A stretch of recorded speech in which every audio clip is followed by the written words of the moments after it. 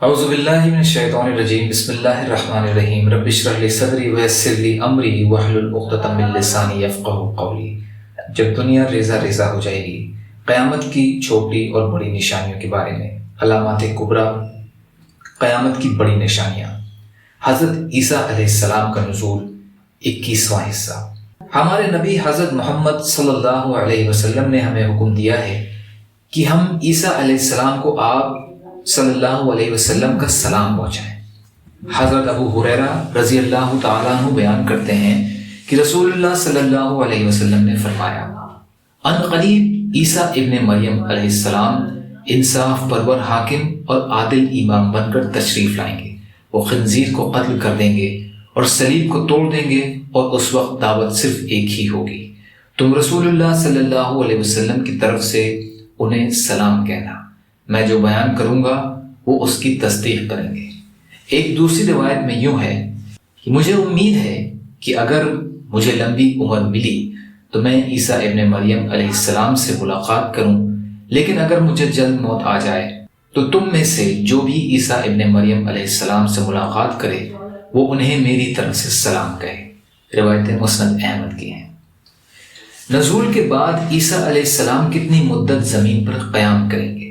حضرت عیسیٰ علیہ السلام زمین میں 40 برس تک رہیں گے۔ ان کے زمانے میں لوگ خوشحالی، سلامتی اور عدل کے ساتھ رہیں گے۔ اس پر حضرت ابو ہریرہ رضی اللہ تعالیٰ عنہ کی وہ حدیث دلالت کرتی ہے جو قبل عظیم بیان کی جا چکی ہے کہ نبی کریم صلی اللہ علیہ وسلم نے فرمایا، تمام انبیاء علیہ السلام باپ شریک بھائی ہیں، ان کی مائیں الگ الگ ہیں مگر دین سب کا ایک ہے۔ میں تمام لوگوں سے بڑھ کر عیسیٰ ابن مریم علیہ السلام کے قریب ہوں، کیونکہ ان کے اور میرے درمیان کوئی نبی نہیں۔ یہاں تک کہ آپ صلی اللہ علیہ وسلم نے یہ فرمایا کہ وہ زمین میں 40 برس رہیں گے، پھر وفات پائیں گے اور مسلمان ان کی نماز جنازہ پڑھائیں گے۔ مسند احمد کی روایت ہے یہ۔ حضرت ابو ہریرہ رضی اللہ تعالیٰ عنہ اس آیت کریمہ وَإِنَّهُ لَعِلْمٌ لِلسَّاعَةِ کی تفسیر میں فرماتے ہیں، اس سے مراد عیسیٰ علیہ السلام کا خروج ہے۔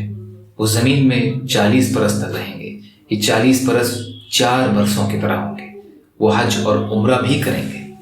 مسند احمد کی روایت ہے یہ بھی۔ عیسیٰ علیہ السلام حج کریں گے۔ حضرت ابو ہریرہ رضی اللہ تعالیٰ عنہ بیان کرتے ہیں کہ رسول اللہ صلی اللہ علیہ وسلم نے فرمایا، اس ذات کی قسم جس کے ہاتھ میں میری جان ہے، عیسیٰ ابن مریم علیہ السلام ضرور فجر روحہ کے مقام سے حج یا عمرہ کا احرام باندھیں گے، یا پھر ان دونوں کو ایک ساتھ ادا کریں گے۔ مطلب یہ ہے کہ عیسیٰ علیہ السلام حج کے لیے فجر روحہ کے مقام سے تلبیہ پکاریں گے۔